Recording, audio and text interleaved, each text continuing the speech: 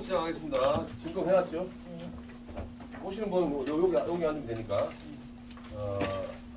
명동 오늘 자유마을 발대식을 시작하겠습니다. 여러분 박수 부탁드립니다. 박수. 그 자유마을을 왜 만들어야 되느냐에 대해서 설명하겠습니다. 일단은 국민의례를 먼저 하고 시작하겠습니다. 자리에서 일어나 주기 바랍니다. 태극기는 왼쪽 상단에 있습니다. 자, 국기에 대한 경애.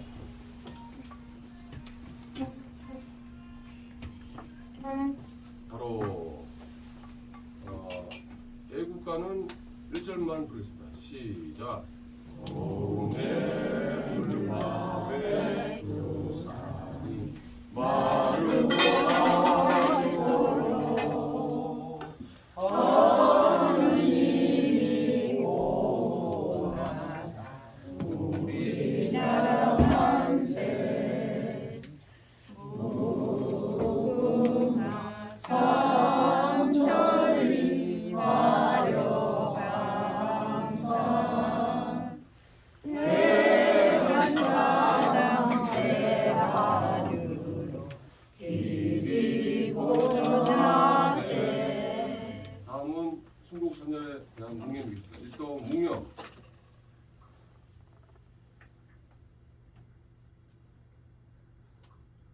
바로 자리에 앉아주시기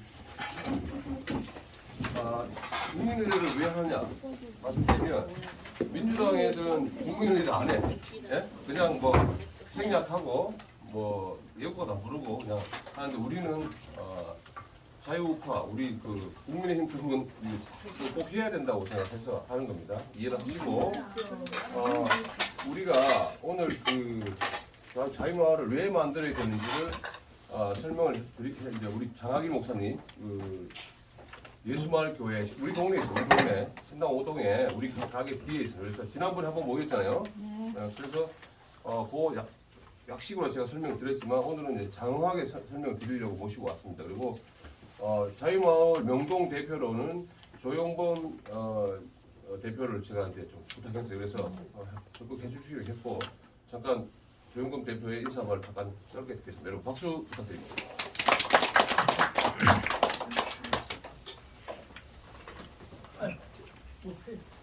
네, 안녕하세요.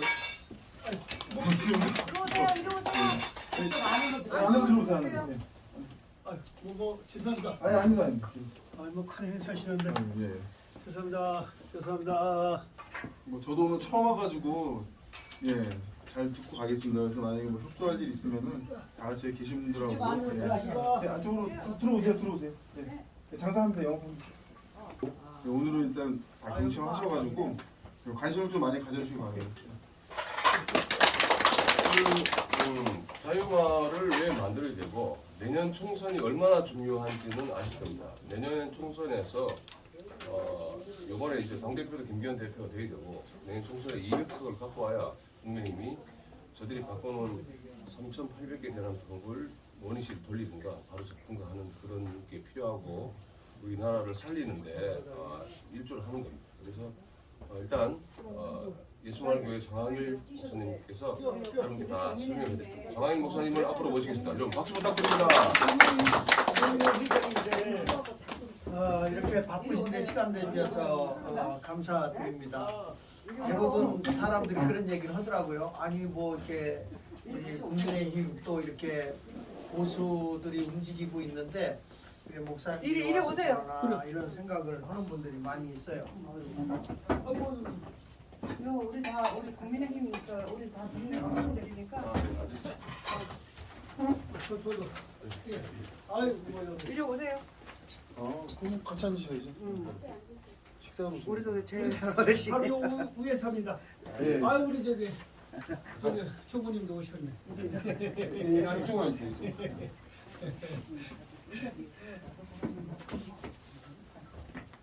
이따가 인사는 서로 하는 시간이 있으니까요. 네. 그 자유마을 발대식을 하는데 오늘 제가 신문을 보니까 또 이 야당의 국회의원들이 많다 보니까 노란봉투법을 통과시키려고 상정을 했더라고요. 노란봉투법이 뭐냐면 이 노조들이 또는 노동자들이 이 시위를 해도 불법으로 시위를 해도 벌금을 매기지 않는, 그러니까 기업인들이 이제는 기업할 수 없도록 만들어버리는 그러한 일들을 법으로 지금 국회에서 만들려고 하는 그런 상황에 놓여 있어요. 그래서 우리가 내년도에는 우리가 정말 이 3,800종류의 법을 고쳐놓고 있는 상황이기 때문에 우리가 어떻게 이제 이렇게 건강한 나라, 기울어진 나라를 합리적이고 좋은 나라로 만들 것이냐 하는 그런 모임을 위해서 우리가 이제 자유마을을 만드는데, 제가 잠깐 여러분들에게 말씀을 드리면 이런 내용이 있습니다.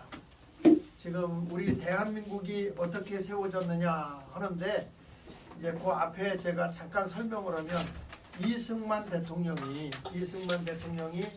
나라를 세우려고 이렇게 보니까 우리나라의 그 양반들에 의해서 나라가 다 비운들어 있는 거예요.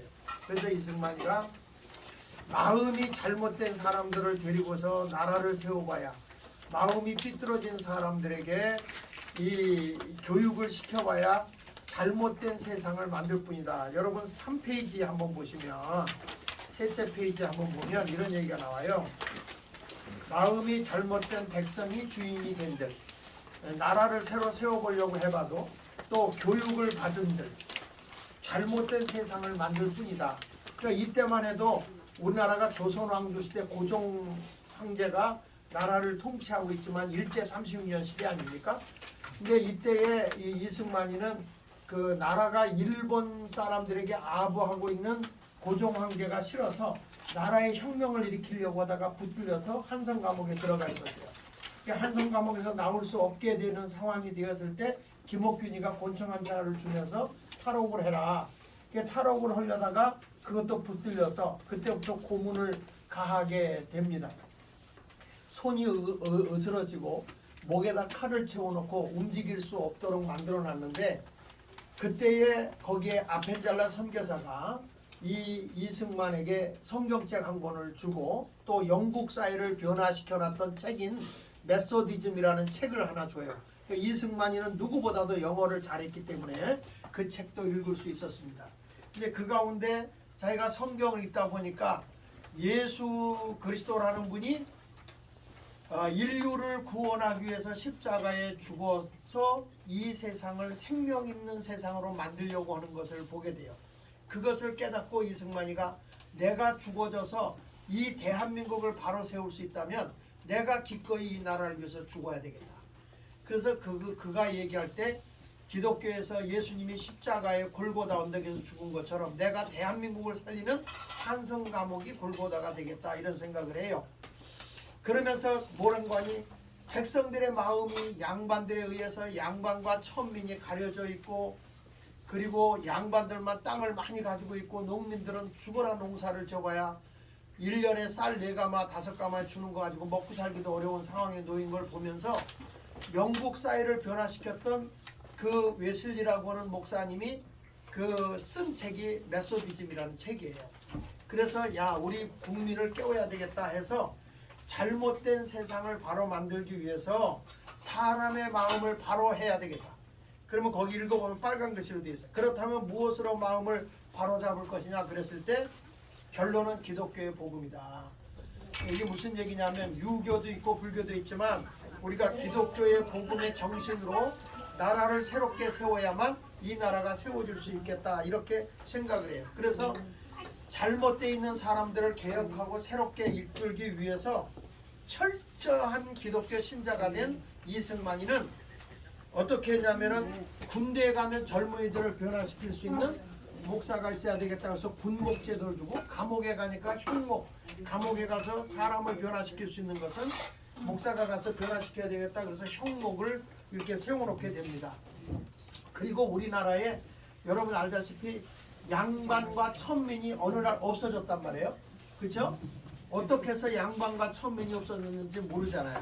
근데 이승만이가 그 영국 사회가 빈익빈 부익부가 꽉 차가지고 도저히 그 살 수 없는 이 나라, 그 영국이라는 나라를 보면서 칼 마르크스라는 사람이 공산주의를 제창한 거예요. 앞으로 노동자가 혁명을 일으켜서 가진 자들 것을 다 빼앗아 가지고 이제는 모든 사람에게 골고루 나누는 공산주의 세상을 만들어야 되겠다. 그게 이제 영국 사회를 보고 한 거란 말이죠. 그런데 그때 요한nes 웨슬리라는 목사님 무슨 소리야? 우리는 자유민주주의로 가야 되고 자유시장 경제로 가야 돼.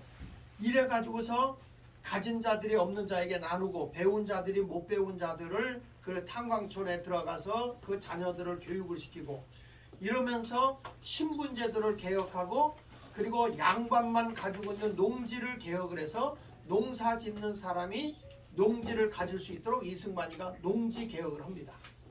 근데 이렇게 돼서 우리나라가요 2차 세계대전 후에 생긴 나라가 140개 나라인데 신분개혁, 토지개혁, 교육개혁 이 세 가지를 통해서 우리나라가 140개 나라 가운데 2차 대전 후에 세워진 140개 나라 가운데 가장 잘 사는 나라가 된 것. 후진국에서 선진국이 된 나라가 대한민국밖에 없습니다.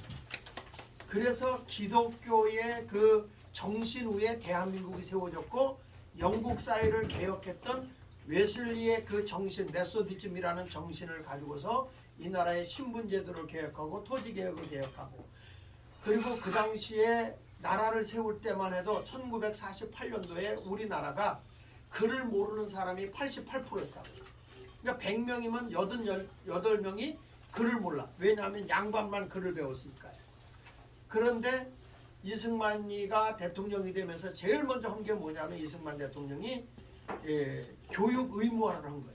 그래서 어려운 경우에도 초등학교에 가서 교육을 이렇게 받게 돼 있죠. 그래서 12년이 지나고 나서 보니까 대한민국의 문맹률이 4%로 떨어져요. 지금은 거의 1% 미만이기 때문에 세계에서 가장 글을 잘 아는 나라가 대한민국이에요. 이렇게 좋은 지도자를 만난 것이 이 대한민국을 복되게 한 겁니다. 자, 그래서 지금 우리나라가 얼마나 잘 살아요. 지금 세계 경제 10대국에 들어가고 있는데 얼마 전에 발표된 거 보니까 우리나라 경제가 세계 6위까지 올라왔더라고요. 세계 6위까지. 이렇게 된 나라에서 안타까운 게 뭐냐면 여러분 4페이지를 보면은 얼마 전에 뉴스에 보신 거 알겠지만 탈북 여성이 사망 후 이제 그 자본주의에 익숙하지를 못해가지고 북한은 다 골고루 나눠줘서 병원비도 공짜고 뭐 학교도 공짜고 다 하니까 아무것도 안 해도 되는데 한국은 열심히 내가 벌어야 되잖아요. 그런데 이 사람들이 그거에 대해서 적응하지 못하고 돈이 없어서 먹지 못해가지고 굶어 죽었어요. 근데 이 죽은 사람을 1년 만에 발견된 거예요. 1년 만에. 우리 남한에서. 이때 저는 목사로서 마음이 아팠던 것이 우리가 이웃에게 조금만 관심을 가졌으면 이런 일이 없었을 텐데 라는 생각을 하게 됩니다. 얼마 전 얘기인데 여기 밑에 보면 이제 우리 교회가 뭘 하냐면 주변에 어르신들을 돌보는 어르신들만 170명의 어르신들을 돌보고 있어요. 170명의 어르신을 돌보고 있는데 그 170명들에게 일주일에 2번씩 반찬을 해다 주고 또 건강한 어르신들이 어르신을 돌보게 이렇게 하고 있거든요. 그다음 이제 겨울이 오면 우리 청년들이 가서 추위에 얼지 않도록 뽁뽁이도 해주고 이렇게 다 돌아보고 청소도 해주고 그러는데 어느 할머니가 불을 떼지 않고서 추운 겨울에 얼어주고 가고 있었어요. 그걸 발견해서 이 할머니를 살려냈어요. 그래서 우리가 이웃을 조금만 돌보면 서로 잘 살 수 있겠다 하는 생각을 해서 이웃을 돌보기 시작했어요. 그러니까 앞으로 이 자유마을이 형성이 되면 우리끼리만 모여서 뭐 이 다음에 국회의원 선거 한다 뭐 시의원, 구의원 뽑고 뭐 구청장 뽑고 이런 거 하는 것도 중요하겠지만 우리가 이웃을 서로 사랑을 나누고 서로 돌보는 그런 사랑 운동이 일어나도록 해야 되겠다 하는 생각을 하게 된 겁니다. 그래서 그 다음에 넘겨서 보면 신당 5동 사례가 나와요. 우리 동네 신당 5동이 제가 그때 2007년도에 보니까 우리 동네가 청소년들의 범죄율이 전국에서 1위에 1위. 청소년들이. 그래서 태양 맞은 애들도 많고. 그래가지고 우리 동네를 범죄 없는 마을을 만들어 보자. 그 운동을 해서 교회, 세계교회가 연합하고 그 다음에 중부경찰서가 협력하고 또 우리 중구청이 협력하고 지역 주민들이 함께 협력하고 청소년들이 협력하고 이런 소문이 나니까 전국에서 많은 사람이 와서 도왔어요. 벽화 그리기도 하고. 그러다 보니까 2년이 딱 지나니까 우리 동네에 어떤 기적이 일어났냐면 그렇게 범죄율이 높고 우리 동네가 레드존이라고 그래서 자녀들이 밤에 다닐 수 없는 거리였어요. 호객행위하고 그리고 동성애자들이 많고 에이즈 환자가 그렇게 많았거든요. 그랬는데 2년 만에 우리 동네가 어떤 일이 벌어졌냐면 청소년 범죄율이 0%가 됐어요. 0%. 저 범죄율이 일어나지 않은 거예요. 그러니까 우리가 이웃을 돌보면 이렇게 변화가 일어나는 거예요. 이것 때문에 서울시에서 우리 중구청이 모범구청이 돼가지고 서울시에서 포상금이 2억이 나왔어요. 그 2억이 나와서 중구청에서 각 동마다 나누었는데 우리 여기 보면 이 소문이 어디까지 알려졌냐면 유엔에까지 알려집니다. 그래서 유엔에서 청소년들을 좀 보내라. 그래서 청년 대표인 여기 여자가 있죠. 강한솔이요. 그 강한솔이가 이제 거기 가서 세계의 청소년들과 함께 패널 토의를 하고 또 이 심포지움도 하고 이런 거에서 어떻게 해서 우리 동네가 범죄 없는 마을이 되었는가 이런 것들을 얘기하고 난 뒤에 그 당시에 유엔 사무총장이었던 반기문 씨와 사진을 찍은 내용이 여기에 나와 있는 거예요. 그러니까 여러분 우리가 이웃을 돌보면요 이웃이 이렇게 살기 좋은 마을이 될 수 있다 하는 것입니다. 그런데 문제는 뭐냐면 여러분 그 다음에 보면 문제는 이렇게 우리가 다 좋고 아름다운 동네가 되어야 되는데 지금 거기 보면 마을 활동과 자치구 마을교육 마을강사정보 이게 무슨 얘기냐면 좌파들이 동네 하부 조직을 다 장악해버린 거예요. 그러니까 우리나라가 심각합니다. 굉장히 심각해요. 얼마나 심각하냐면 제가 좀 보여드릴 게 있어요. 우리나라에서 빨갱이 노릇을 해가지고 그래가지고 20년 막 15년 이런 형을 살았던 그 김일성주의자들이요 문재인이가 들어오고 난 뒤에 이 사람들이 우리나라의 애국자로 바뀌어버렸어요. 그러니까 간첩들이 이 나라의 애국자가 되고 그 박정희 대통령이나 이승만 대통령은 완전히 죽일 사람이라고 얘기해놓고 간첩들이 영웅이 되는 시대가 됐어요. 그러니까 이거 보십시오. 이게 누구냐면 이게 신영복이에요. 신영복. 이게 신영복. 이 신영복이라는 사람이 이 사람이 완전 김일성주의자고 우리나라에서 20년 형을 산 사람이에요. 20년. 근데 이 사람을 문재인이가 제일 존경한다 그랬어요. 기억나세요? 네? 나만 들은 거 아니죠? 그러니까 이 사람이 제일 존경이 간다고 그러니 되겠어요? 아니 우리나라에 이승만 대통령도 있고 박정희 대통령 같은 이런 훌륭한 사람들이 있는데 어떻게 이런 인간이 최고로 여러분 존경받냐고. 그 다음에 여기 보면 이게 누구냐면 김원봉이라고 그래서 48년대에 월북을 해가지고 김일성주의자예요. 근데 이 사람이 우리나라에서 포상을 애국자라고 서운상을 주겠다는 게 문재인이에요. 이 간첩들 이 사람이 몇 년 감옥을 살았냐면 한국에서 최고위를 두루 거쳐서 조선인민공화당 중앙위원장을 했던 사람이에요. 그러니까 이런 사람이 여러분 애국자가 될 수 있습니까? 안 돼요. 질문 같지 않으면 대답을 안 하시죠. 자, 그 다음에 이게 누구냐면 손영호예요. 손영호. 이 사람이 6.25 때 우리나라의 동네마다 이 빨갱이들을 심어놔가지고 사람을 수도 없이 많이 죽인 사람이에요. 근데 이게 누구냐면 손혜원이라고 아시죠? 국회의원 여자. 그 아버지야. 그 아버지인데 그 아버지는 돌아가셨으니까 그 부인을 데려다가 문재인이가 직접 내려가서 상을 주고 여기서 서운상을 내리는 거예요. 수억을 내려준 거예요. 수억을. 그러니까 여러분 이거 보면 우리나라가 희한하게 빨갱이가 영웅이 된 나라가 됐어요. 목사인 나로서는 왜 이런 걸 하느냐? 이제 제일 먼저 빨갱이들이 내려오면 공산주의가 아니라 제일 먼저 잡아주는 게 1호가 목사거든. 내가 안 죽으려고 이걸 하는 거지. 맞아요. 자, 그 다음에 이게 누구냐면 윤희상이야. 윤희상이라는 사람. 이 사람이 누구냐면 동백민 간첩 사건으로 감옥에서 살았던 분이에요. 이분이 그 음악가 작곡가. 근데 이 사람이 뭐냐면 그 최대 위대한 영도자라고 김일성을 찬양한 사람이고, 그러니까 이 사람은 완전히 그 김일성주의자예요. 김일성주의자. 이런 사람이 애국자로 둔갑되어 있는 거예요. 윤희상. 자, 그 다음에 여러분 이게 누구냐면 내가 실물이기 때문에 이렇게 좀 가면을 씌웠어요. 이석기라고 아시죠? 이석기. 경기동부에 간첩으로 붙들려 가지고 테러를 하고 우리나라 여기 그 종로에 그 전신전화국을 그 테러했던 그 친구예요. 이 사람은 완전 간첩입니다. 그래서 9년 구형을 받았다가 감옥에 살다가 문재인이가 살짝 끄집어내는 상태예요. 근데 이 사람이 감옥에 가 있는 동안에 이 사람을 대리할 사람을 하나 세웠는데 혹시 여러분 민노총회 회장이 누구예요? 양경수. 이게 양경수예요. 근데 양경수가 경기 동부연합인데 이게 본부가 어디냐면 성남이에요. 그러니까 성남의 본부를 들고 있을 때 시장이 누구였죠? 이재명.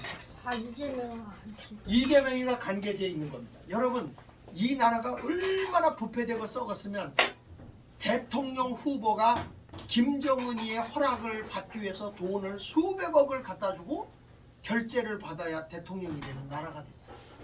이게 말이 됩니까? 근데 이런 것을 보면서 여기에 간첩에 어디까지 들었냐면 더불어민주당 안에도 보면 운동권 애들이 70명이나 들어있어요. 완전히 빨갱이 노릇을 했던 애들이 70명이나 들어있어요. 지금 우리는 이런 심각한 것에 있어요. 근데 이게 누구냐면 여러분 법무부 장관 했던 사람 아시죠? 나는 강남의 사회주의자다. 공식적으로 법무부 장관 할 때 자기가 입으로 밝힌 사람 조국입니다. 조국. 자, 이런 사람들이 나라의 지도자로 세워지고 있어요. 근데 우리는 그런 거에 대해서 가슴을 칠 줄 몰라요. 자, 그 다음에 이게 누구냐면 우리나라 여성 총리였던 분이 있어요. 한명숙이라고. 있어요. 알죠? 있죠. 그 남편이 박성준. 이 박성준이는 신영복의 제 다음에 가는 2인자예요.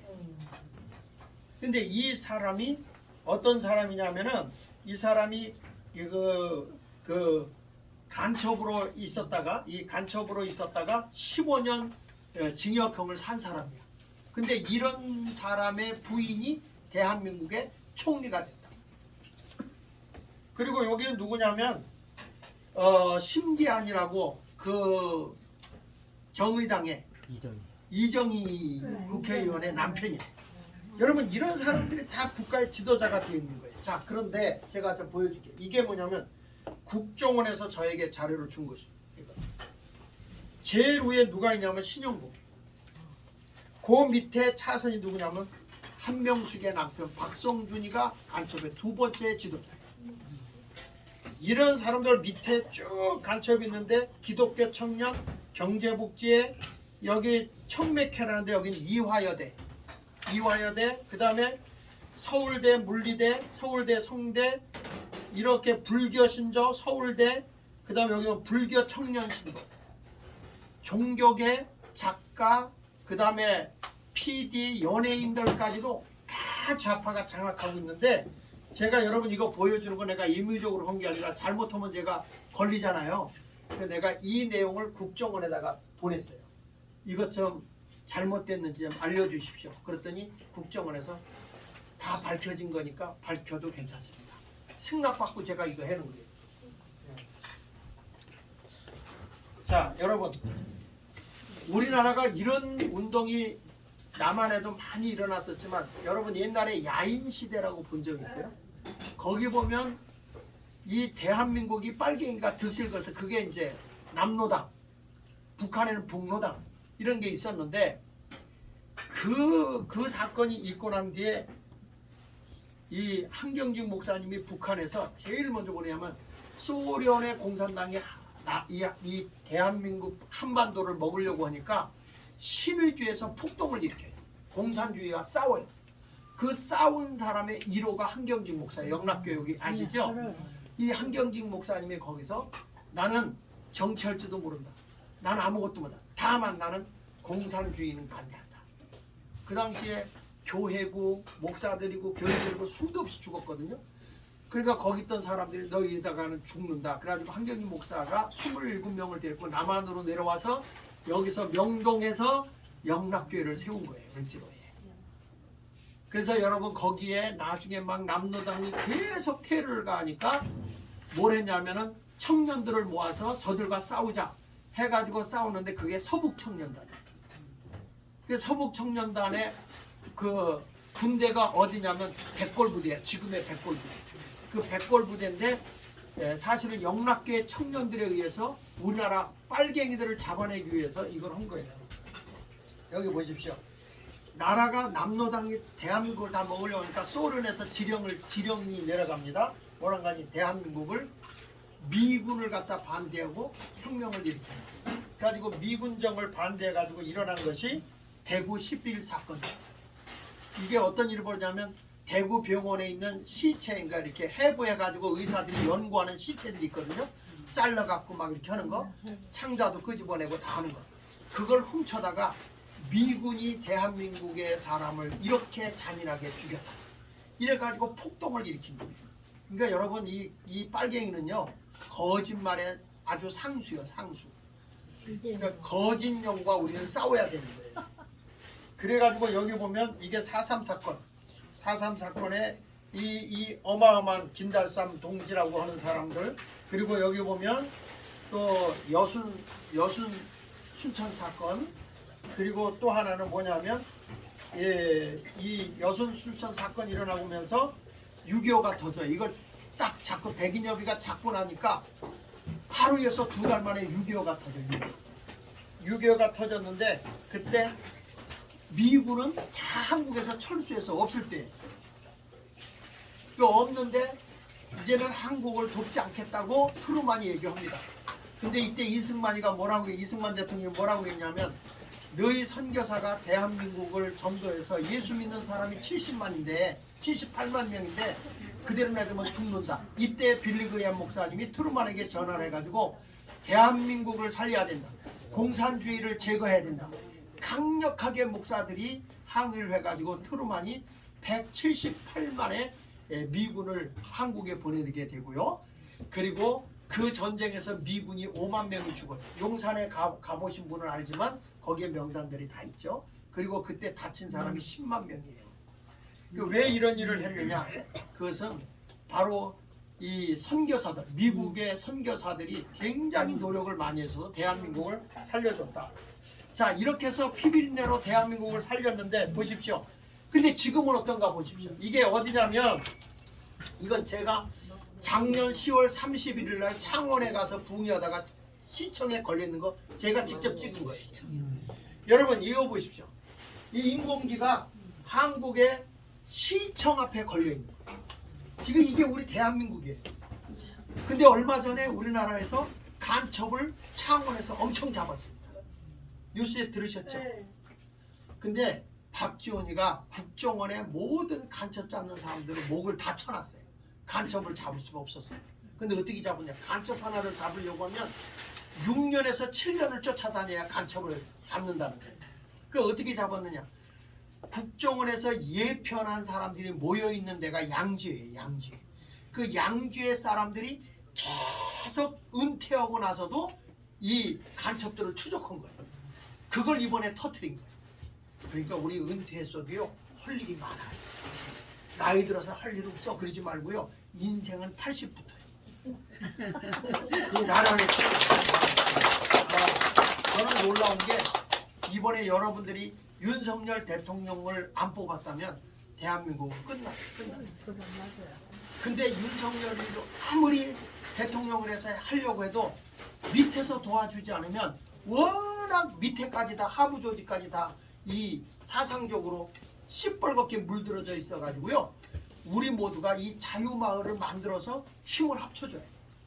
그리고 우리가 솔직히 시의원이나 구의원이나 구청장이나 국회의원 뽑아줘봐야 아이 선거철만 와서 아이 저 한 표 주세요 한 표 주세요 그러고 나서 되고 나면 쳐다나 봅니까? 여긴 쳐다보나 보지? 쳐다보지도 않아요. 맞습니다. 그래서 우리가 연합이 돼야 된다. 뭉쳐야 된다. 그래서 앞으로는 우리가 시의원, 구의원, 구청장 이런 사람을 다 부려먹어야 됩니다. 네. 제가 몇 번이고 지상욱 위원장한테도 지역 주민 돌아봐라. 국회의원도 이제 돌아봐라. 근데 이 인간이 지시잖아. 지하실에 있어. 안 나와. 근데 그 백성들은 돌아보질 않아요. 그냥 우리 지역을. 그런 선거철이 되니까 요즘에 또 코빼기가 좀 배대해. 자 보세요. 이게 어딘지 아십니까? 양주의 고등학교. 고등학교 흙판 위에 인공지가 딱 붙어요. 이게 전교조들이 하는 짓이에요. 지금 우리 학생들 머릿속에 전부 다 자유민주주의가 아니라 공산주의 사상이 들어가요. 이걸 보고 있는데 우리가 가만히 있을 수 있겠어요? 여러분들이 이런 걸 모르잖아. 그러니까 저가 목사가 성경책만 보는 게 아니라 이런 걸 보고 앉았으니 속이 터지죠. 자, 이게 전교조들이 창립 선언문을 하고 있는 거예요. 이 나라를 공산화시키겠다고 합니다. 여기 보면 민노총 전교조들이 무슨 얘기하는지 아십니까? 앞으로 명백하게 우리 민족끼리 하자. 아니면 우린 친중국이다. 그래가지고 이 문재인이가 뭐라고 했어요? 사람이 원조다 그랬죠? 북한의 헌법에는 뭐냐면 사람 중심의 나라다 이렇게 얘기하는 거예요. 그래서 이런 얘기 있어요. 사람 위에 사람 없고 사람 밑에 사람 없다. 그러면 우리 여기 사장님이 일을 해. 사장님이 일을 하는데 밑에 사람을 두고 여기 잘 되고 사람을 뒀어. 사람을 두면 누구 말을 들어야 돼? 주인님의 말을 들어야 되잖아요. 사람 밑에 사람 없다 이거요. 그래가지고 요즘에 어떤 일이 벌어지면 우리 교회에 강력계 형사반장이 있어요. 이분이 이런 얘기해요. 나는 아침에 출근하면 열받아서 못 견디겠다. 뭐가 그렇게 열이 받아요? 자식들이 부모 고발하는 게 그렇게 막혀요. 뭐라고 야단쳤다, 뭐라고 이거 뭐 했다, 뭐 이래가지고 그걸 선생들이 가르친다는 거예요. 부모, 그러니까 사람 밑에 사람 없고 사람 위에 사람 없다. 이게 말이 되냐고요. 이게 이제 공산주의 사상인데 우리는 좋은 말은 다 갖다 쓰니까 아 그거 맞는 말 같아. 맡긴 걸 개뿔이나 뭐가 맞아요. 원래 개는 뿔이 없습니다. 그래서 이게 이천 교수가 국정원에 27년 있었어요. 어느 날 주민자치법이라는 걸 딱 내놨는데 보니까 자기가 보니까 완전히 대한민국을 공산화시키는 법이더라고요. 그래서 이 사람이 국정원에 있는 것을 사표를 던져버리고 뛰쳐나와서 책을 하나 썼는데 주민자치기본법 공산화의 길목이라는 책을 쓰고 국회 앞에 가서 시위하고 많은 사람을 이 책으로 깨우쳤어요. 그래서 이 법이 통과가 안 됐습니다. 통과가 안 되니까 이거를 어디로 내려보내냐면 지역마다 가서 구의원, 시의원들이 주민자치법 조례로 이 법을 통과시킨 거예요. 통과시켜가지고 중간 조직이 돼가지고 완전히 구청이고 시청이고 이 중간 조직인 이 마을 공동체, 마을총회라고 하는 이게 뭐냐면 주민자치법, 주민자치회라는 게 있어요. 주민자치회. 잘 들으세요. 주민자치위원회가 있고 주민자치회가 있어요. 주민자치위원회는 구나 시에서 관할하는 거고 주민자치회는 별도의 조직으로 우리 중부에 동정부라고 하세요. 동정부라는 게 있었어요. 서양호 있을 때. 그 이 사람이 다 해가지고 구청이나 서울시청이 동정부에가 개인의 정보를 요청하면 주게 돼 있어요. 그리고 여기에 돈을 지원해 주는 것에 대해서는 누구도 간섭을 못하게 돼 있어요. 아주 별도 조직이고 동사무소 같은 건물도 갖게 했고 이런 운동을 했던 거예요. 그 서양호가 왜 감옥에 갔느냐? 그런 조직을 많이 만들었는데 감사하게도 우리 중부만요 서양호하고 조영훈이하고 사이가 안 좋았어요. 그래가지고 조례법을 통과를 안 시켜줬어 조영훈이가. 근데 우리나라는 통과가 안 됐는데 중부에는 서양호가 이걸 막 했어요. 사람을 막 쓰고. 그래서 구속당한 거예요. 구속당. 네. 학교에도 막 애들한테 네. 학교가 어떻게 되냐 그랬더니 우리가 쳐들어갔다고. 예. 그렇게 가르쳐준대. 맞아요. 나 학교 옆에 사는데 애들이 막 그래요.